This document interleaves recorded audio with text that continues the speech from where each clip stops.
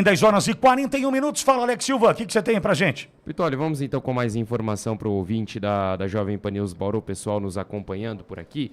Pitoli, eu quero trazer mais uma pesquisa, na verdade dessa vez fazendo um recorte para São Paulo. A última pesquisa da Paraná que foi feita aqui no estado de São Paulo, trazendo um bom resultado para a campanha do Bolsonaro e também para a campanha do Tarcísio, viu, Pitoli? No caso, a pesquisa foi divulgada na última sexta-feira, Pitoli, e se trata do maior colégio eleitoral do país, com 22% do total de pessoas que votam no país, Pitoli. 34 milhões de eleitores, né? Realmente é um colégio eleitoral muito grande, tem uma representatividade muito grande, Pitoli. E aí, no caso, o Tarcísio Gomes de Freitas tem ali, Pitoli, 51%, na verdade, 51% cravado das intenções de votos totais contra o Fernando Haddad. O Fernando Haddad tem 37,7%, Pitoli. Considerando a margem de erro de 2,4 pontos percentuais, o Tarcísio pode chegar até 53,4%. Fernando Haddad poderia chegar ali a 40,1%, Pitoli. Outros 6,4% dos eleitores disseram que irão votar em branco, nulo ou nenhum, e 5% declararam que não sabem ou não responderam. Quando a gente traz para os votos válidos, descontando brancos e nulos, aí o Tarcísio tem 57,5%, enquanto o Haddad tem 42,5%, Pitoli. Agora, quando a gente fala de um cenário para presidente no estado de São Paulo, a situação fica muito boa também para o Jair Bolsonaro, candidato do PL à reeleição, Pitoli. Isso porque o Jair Bolsonaro tem 51,9% dos votos totais em São Paulo, enquanto o Lula tem 38,2%. Entre os entrevistados, 5,9% disseram que vão votar em branco, nulo ou nenhum, e 4% não souberam ou não responderam. Quando a gente traz para os votos válidos, aí o Jair Bolsonaro tem 57,6% contra 42,4% do Lula, Pitoli. Ou seja, uma grande vantagem apontada pela Paraná Pesquisas, superior a 15 pontos percentuais neste momento na disputa entre Bolsonaro e Lula no estado de São Paulo. Tem que registrar?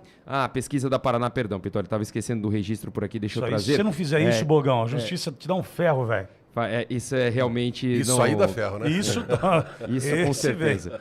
O levantamento, Pitoli, foi feito com 1.810 eleitores em 77 municípios e foi registrado no Tribunal Superior Eleitoral sob os números SP 01846/2022 e também o BR 00165/2022. Pitoli. Muito bem. 17 mil likes ali na transmissão do YouTube. Obrigado, ouvinte Jovem Pan.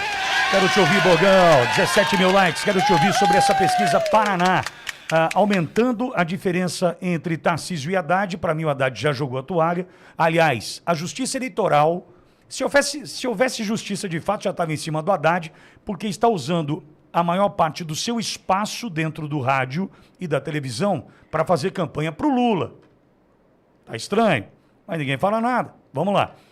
E Bolsonaro, 57-42 na diferença, que no primeiro turno foi 47-40.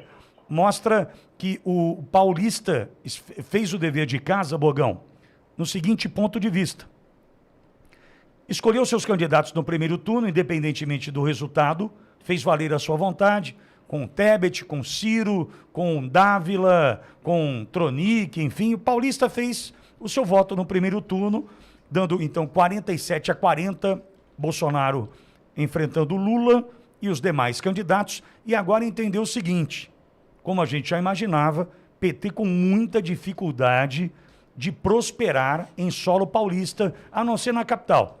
A Avenida Paulista hoje está quase pintada de vermelho. Quase pintada de vermelho. Entretanto, a gente percebe que há uma nítida dificuldade do PT prosperar no estado de São Paulo. A gente está voltando para o rádio, Bogô, até para a gente poder te ouvir em 97.5, sobre essa pesquisa. Alex, prepara números gerais para a gente contextualizar para o ouvinte que volta a acompanhar o nosso trabalho agora a partir do rádio. Vamos lá. A rede da informação. Ligado na cidade. Muito bem, faltando 15 para as 11, Alex, em números gerais, você já registrou a pesquisa, números da Paraná para governo do estado de São Paulo e também para o governo federal, a disputa pela presidência aqui em São Paulo, Alex. Vou trazer a pesquisa, Pitoli, considerando os votos válidos, né, a intenção de votos válidos, excluindo ali no caso brancos, nulos e indecisos. Nesta situação, o Tarcísio Gomes de Freitas, candidato do Republicanos, tem 57,5% e o Fernando Haddad, candidato do PT, tem 42,5% na corrida pelo Palácio dos Bandeirantes, para o governo do estado. Agora, a pesquisa para presidente feita dentro do estado de São Paulo, Pitoli, aponta que Bolsonaro tem 57,6% das intenções de votos válidos, enquanto o Lula tem 42,4%. Pitoli. Fala, Bogão. Não acredito, tá? Não acredito.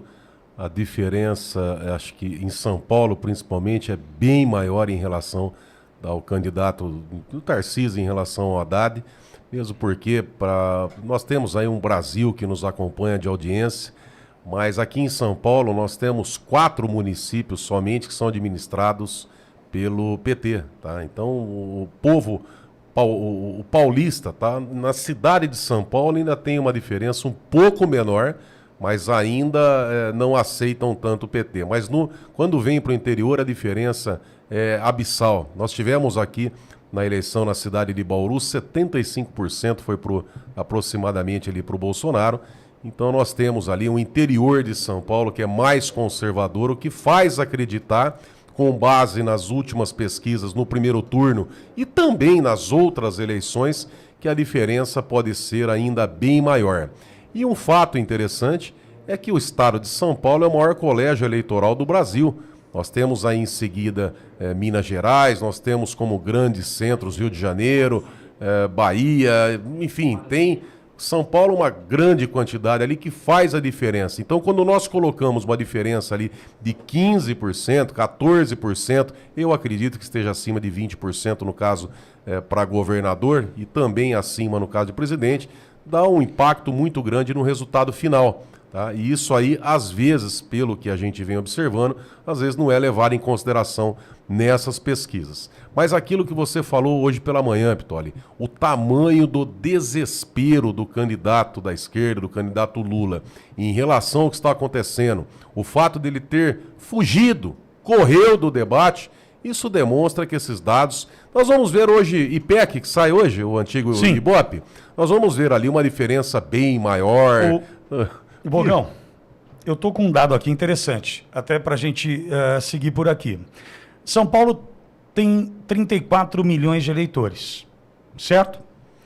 Se a gente calcular aqui a média nacional de abstenção, 7.140.000 paulistas não foram às urnas, o que sobra 26.800.000 votantes no estado de São Paulo.